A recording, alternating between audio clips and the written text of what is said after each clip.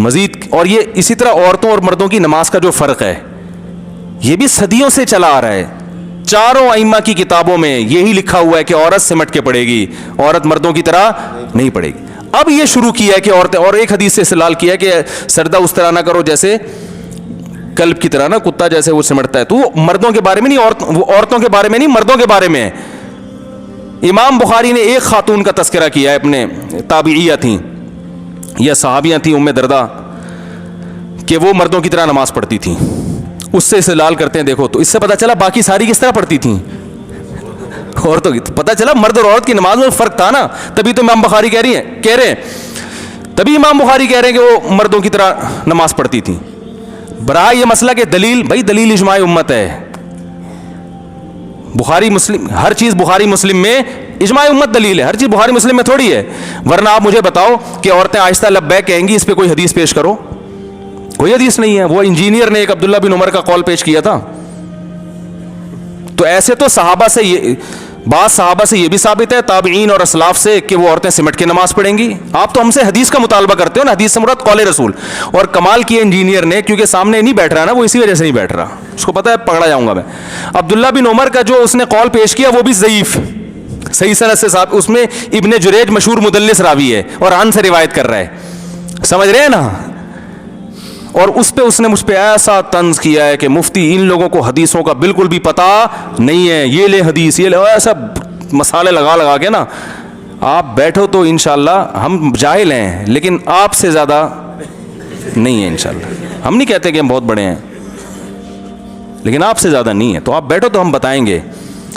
تو لبیک آہستہ کہنے پر کوئی حدیث موجود نبی سے کچھ نہیں منقول ہے. حالانکہ نبی نے جیسے یہ فرمایا میں جیسے نماز پڑھتا ہوں ایسے پڑھو, تو ایسے ہی نبی نے یہ بھی فرمایا کہ جیسے میں نے حج کیا ویسے کرو, خذوا عنی مناسککم. تو نبی نے تو بھائی رمل کیا ہے پہلے 3 چکروں میں, ہماری عورتیں رمل نہیں کرتی. نبی نے تو صفا مروہ پہ دوڑ لگائی ہے, خواتین دوڑتی نہیں ہے. حالانکہ جن کی سنت کو فالو کر رہے ہیں وہ تو خاتون تھیں, حضرت ہاجرہ, وہ تو دوڑی تھیں.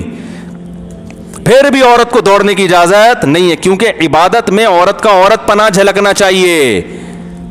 تو اسی طرح نماز جیسی عبادت میں بھی عورت کا عورت پن جھلکنا چاہیے. وہ سمٹ کر ہے, وہ مردوں کی طرح پڑھنے میں نہیں ہے. امام احمد بن حنبل جو امام بخاری کے استاذ ہیں وہ فقیہ تھے, مجتہد تھے.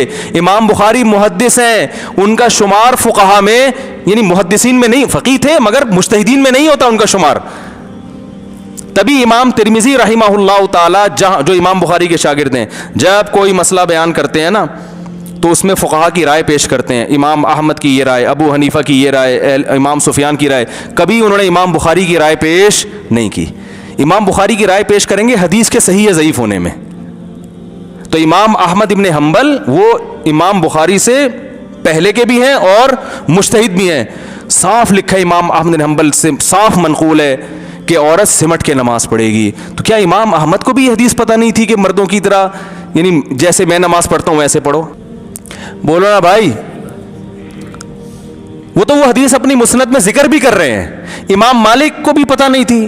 ظاہر ہے یہ اپنے زمانے کی عورتوں کو دیکھ رہے تھے کہ اسلاف سے صدیوں سے ایسے ہی چلا آ رہا ہے. تو یہ قرآن کا جیسے قرآن ہونا اجماع امت سے ثابت ہے, عورت کا سمٹ کے نماز پڑھنا بھی اجماع امت سے ثابت ہے. آپ کہہ سکتے ہو امت میں کہاں اجماع ہے, اب ختم ہو گیا اجماع, لیکن ایک دفعہ جب اجماع قائم ہو جائے تو وہ ہمیشہ کے لیے حجت بن جاتا ہے. وہ اب تو قیامت قریب ہے نا, اب تو اور مارکیٹ میں, ابھی تو غامدی نے فتویٰ دیا ہے کہ عورت بھی امامت کرا سکتی ہے, اب تو یہ بھی ہوگا. تو امت جو بکھرے گی, فرقواریت پھیلے گی, تو فرقواریت ختم. دیکھو جو فرقہ آئے گا لیبل قرآن و سنت کا لگائے گا, کیونکہ قرآن و سنت کا لیبل نہیں لگائے گا تو مارکیٹ میں چورن بکے گا کیسے اس کا؟ تورات انجیل کے نام پہ تھوڑی چورن بکے گا. تو فرقواریت کنٹرول کرنے کے لیے اپنے آپ کو ان فقہا کا پابند بنانا پڑے گا جن کا فقہ صدیوں تک دنیا میں چلتا رہا ہے اور امت اس پہ جمع ہو گئی. یہ ریٹن فارم میں آ گیا ہے, عدالتوں میں نافذ رہا ہے, وہ ان سے ہٹنے کی آپ کو اجازت نہیں ہے. باقی میں کسی عالم کی شان میں گستاخی کا قائل نہیں ہوں, چاہے وہ اہل حدیث عالم ہو, چاہے وہ کوئی بھی ہو, سلفی ہو. علماء کا بہرحال احترام کیا ہے, اور علماء کی خیریں ان کی خامیوں پہ بہرحال غالب ہوتی ہیں. تو ہمیں تو شریعت نے یہ کبھی نہیں کہا ہمیں کہ جس آدمی میں کوئی برائی نہ ہو اس کی اس کو اچھا سمجھو، تو ایسا تو مارکیٹ میں کوئی بندہ ملے گا ہی نہیں، ٹھیک ہے نا. یا یہ کہو کہ جو برا ہو، جس میں کوئی خوبی نہ اس کو برا سمجھو، تو ایسا بھی مارکیٹ میں کوئی ملے گا نہیں. تو بھائی حضرت سعید ابن مسیب رحمہ اللہ بڑے تابعی ہیں، انہوں نے فرمایا کہ میں نے جب لوگوں کو دیکھا، اچھے لوگوں کو، کہ کوئی بھی مجھے ایسا اچھا نظر ہی نہیں آیا جس میں کوئی خامی نہ ہو. پھر میں نے بروں کو دیکھا تو کوئی برا ایسا نظر نہیں آیا جس میں کوئی اچھائی نہ ہو. تو پھر میں نے اچھائی اور برائی کا معیار یہ نہیں کہا کہ جس میں کوئی خامی نہ ہو وہ اچھا ہے، جس میں خوبی نہ ہو برا ہے. کہا ایسے تو مارکیٹ میں شرٹ.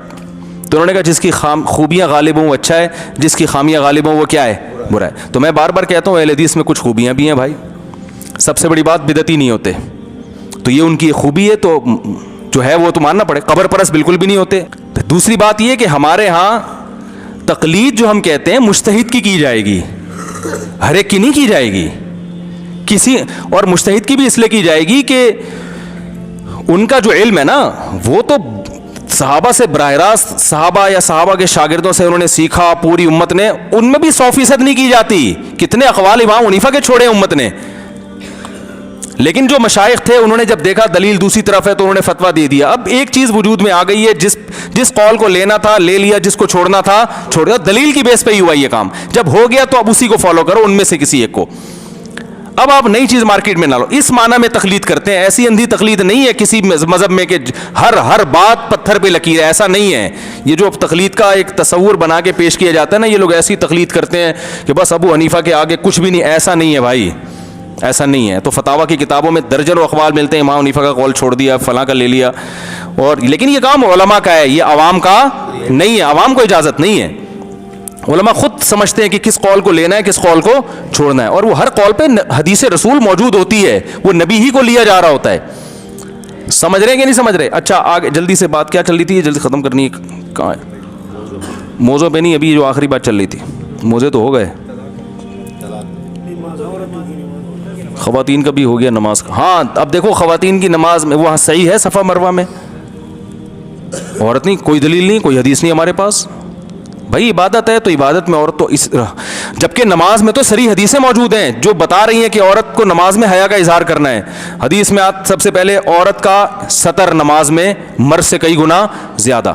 نمبر 2 حدیث میں آتا ہے کہ جب مرد غلطی کرے گا تو پیچھے لوگ تسبیح کہیں گے، عورت کو تسبیح کہنے کی اجازت نہیں، حالانکہ عورت کی آواز کا شرن پردہ نہیں ہے، پھر بھی نماز میں وہ آواز وہ ایسے کرے گی. تصفیق للناس، صحیح حدیث ہے یہ. حدیث میں آتا ہے عورت کی گھر مسجد میں اگر نماز پڑھتی ہے آخری صف سب سے بہترین ہے اور پہلی صف سب سے بدترین. یہ بھی حیا سے اس کا تعلق ہے نا. پھر حدیث میں آتا ہے عورت کے گھر میں نماز مسجد سے بہتر، پھر گھر کے صحن سے بہتر ہے کہ وہ کمرے میں نماز پڑھے.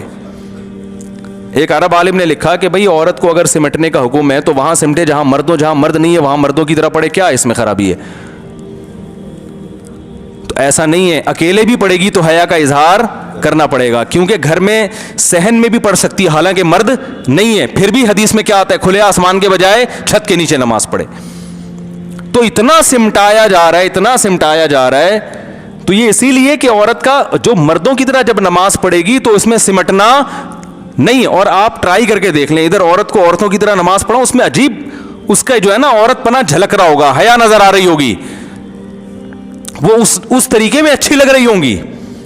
بعض لوگ کہتے ہیں یہ جو حدیث میں یہاں عورت یہاں ہاتھ باندھے اور یوں رکو، ایک ایک چیز پہ دلیل نہیں ہوتی. جب ایک چیز ہے کہ سمٹ کے پڑے گی تو اس سمٹنے کی کیفیات میں اختلاف ہو سکتا ہے. ایک امام نے کہا کہ اس طرح سمٹے گی، دوسرے نے کہا وہ کیفیات میں اختلاف ہے. تو یہاں تک بات سمجھ میں اگر آپ نے ابھی تک ہمارا چینل سبسکرائب نہیں کیا تو فوراً سبسکرائب کیجئے، ساتھ ہی بیل آئیکن پر کلک کریں تاکہ مزید ویڈیو آنے والی وقت پر ملتی رہیں. اللہ حافظ.